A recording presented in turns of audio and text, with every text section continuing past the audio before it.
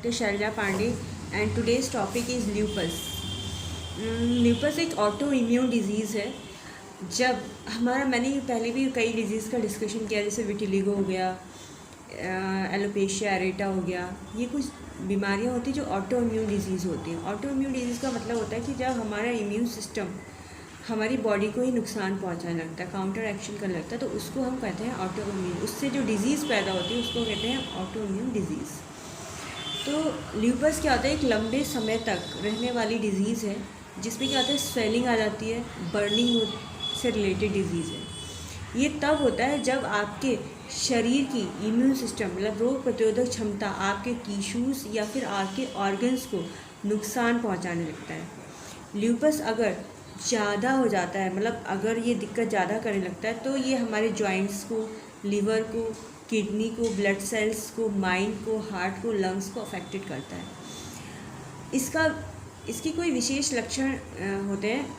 इसका सबसे विशेष लक्षण ये होता है कि हमारे जो भी पेशेंट आएगा उसकी स्किन में यहाँ पे बटरफ्लाई लाइक इरप्शंस हो जाते हैं, चीक्स पे दोनों तरफ ऐसे करके यूँ करके बन जाएगा। जैसे किसी का फेस है, आई शो यू, जैसे किसी का ये फेस है और उसकी नाक है, उसके चारों तरफ इस टाइप से उसमें इरप्शंस बन जाते हैं, ये दोनों तरफ ऐसे और ऐसे। तो ये बटरफ्लाई लाइक इरप्शंस हो जाते हैं, या दाद हम कह सकते हैं, ये चेहरे पे हो जाते हैं। दूसरा, रेड कलर के होते हैं और कभी कभी ये वाइट भी हो सकते हैं अगर फंगल इन्फेक्शन जैसा हुआ तो।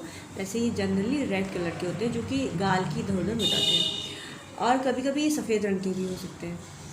ये जो है इरप्शंस जो होते हैं, इसमें इचिंग भी हो सकती है महिला के या पुरुष के, जिसके भी होता है, और या फिर इसमें जलन भी हो सकती है।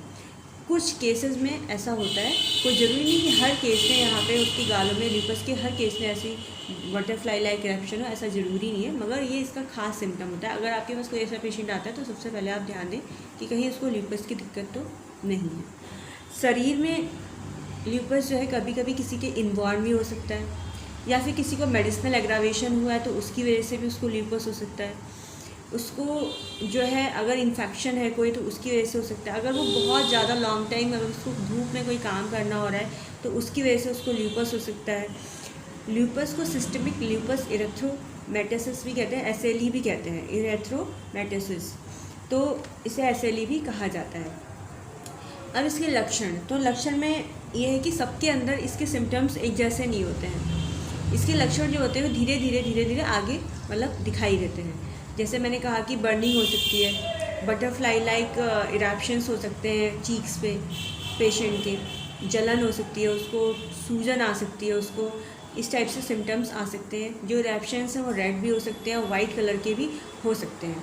अगर ज़्यादा दिक्कत हो जाती है पेशेंट को तो उसको डिप्रेशन की कंडीशन भी हो सकती है, तनाव, क्योंकि बीमारी ऐसी फेस को अफेक्टेड कर रही है, तो ऑब्वियसली जो महिलाएं होती हैं वो डिप्रेशन का शिकार हो जाती हैं, उनको टेंशन हो जाती है, उनका चेहरा अच्छा नहीं दिख रहा है, तो पेशेंट को डिप्रेशन की कंडीशन हो सकती है। उसके हाथ पैरों और उंगलियों में जो है नीले और सफ़ेद रंग के निशान पड़ सकते हैं, और पेशेंट को वीकनेस हो सकती है, फीवर हो सकता है, ब्रीदिंग प्रॉब्लम हो सकती है, अगर दिक्कत ज़्यादा बढ़ जाएगी, हेडेक हो सकता है, पेशेंट को कन्फ्यूजन की कंडीशन हो सकती है, और मेमोरी वीक हो सकती है, जॉइंट्स पेन हो सकते हैं, चेस्ट पेन हो सकता है, एंजाइना।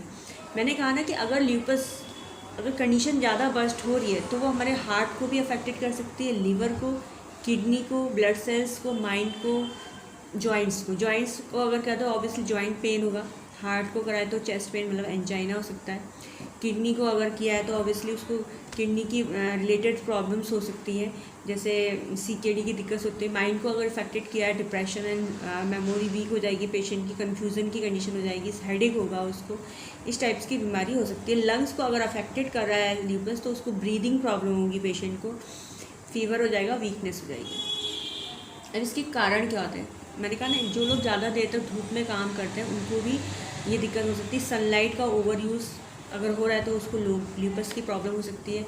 मेडिसिनल अगर एग्रावेशन है, कोई ऐसी दवाइयाँ खा रही है जो कि उसकी बॉडी में बैड इफ़ेक्ट डाल रही है, तो उसकी वजह से पेशेंट को ल्यूपस की दिक्कत हो सकती है। दूसरा, अगर कोई बहुत ज़्यादा कोई इन्फेक्शन हो रखा है उसको, तो उस इन्फेक्शन की वजह से भी पेशेंट को ल्यूपस की दिक्कत हो सकती है।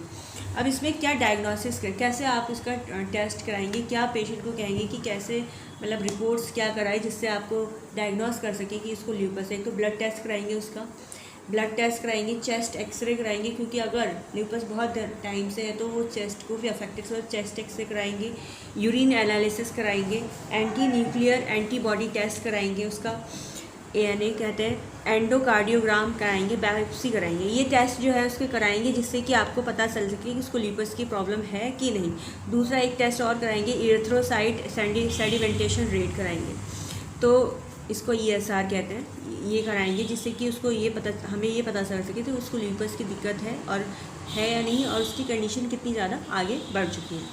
अब इसका ट्रीटमेंट वैसे कहते हैं कि ल्यूपस का कोई ट्रीटमेंट नहीं होता है, काफ़ी लॉन्ग टाइम तक चलता रहता है इसका इलाज, और इसको ठीक करना मुश्किल होता है। मगर हाँ, एलोपैथी में भी इसका ट्रीटमेंट करते हैं लोग। इसमें एंटी एलर्जिक मेडिसिन भी दी जाती हैं पेशेंट को, और एंटी सेप्टिक मेडिसिन भी इसमें दी जाती है पेशेंट को। और बात है आज होम्योपैथिक ट्रीटमेंट की, क्योंकि मैं होम्योपैथिक फिजिशियन हूँ तो इसके बारे में बात करूँगी। तो होम्योपैथिक जो मेडिसिन हैं उसमें अच्छा वर्क करती हैं। एपिस मेलिफिका जो है बहुत अच्छी मेडिसिन है ल्यूपस की।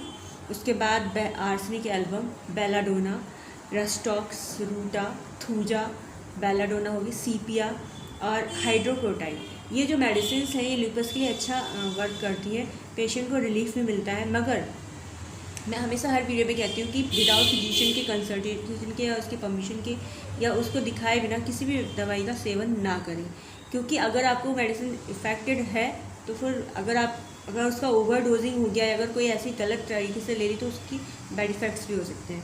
तो पहले आप फिजिशियन से कंसल्ट करें, फिर इन मेडिसिन को लें। और हाँ, मेरे YouTube में एक कमेंट आया था कि मैम आप जो मेडिसिन बोलती हैं उनको लिख दिया करें। तो लिखने की यही वजह है कि मैं नहीं लिखती हूँ कि पेशेंट जो है या पब्लिक जो है उसे पढ़ के अपने ऊपर एक्सपेरिमेंट ना करे। मैं बोल रही हूँ इसलिए बोलती हूँ क्योंकि आपको ये पता होना चाहिए कि इस फील्ड में भी आपका ट्रीटमेंट है, और आपके आसपास अगर ये फील्ड या ये डॉक्टर होम्योपैथिक डॉक्टर्स अवेलेबल हैं तो आप उनसे कंसल्ट करें।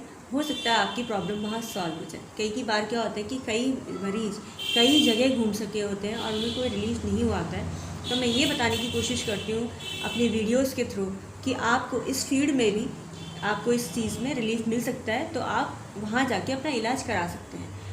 मेरा ये औचित्य नहीं होता है कि मैं इसमें दवाइयाँ बताऊँ और आप खा लें। ये चीज़ एक आपको एडवाइस मैं करती हूँ कि आप अगर आसपास कोई होम्योपैथिक डॉक्टर है तो वहाँ जाके मेडिसिन लेने की कोशिश करें, उनसे कंसल्ट करें।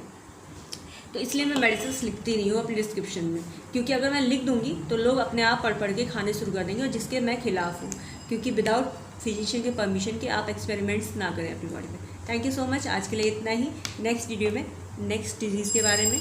Bye bye.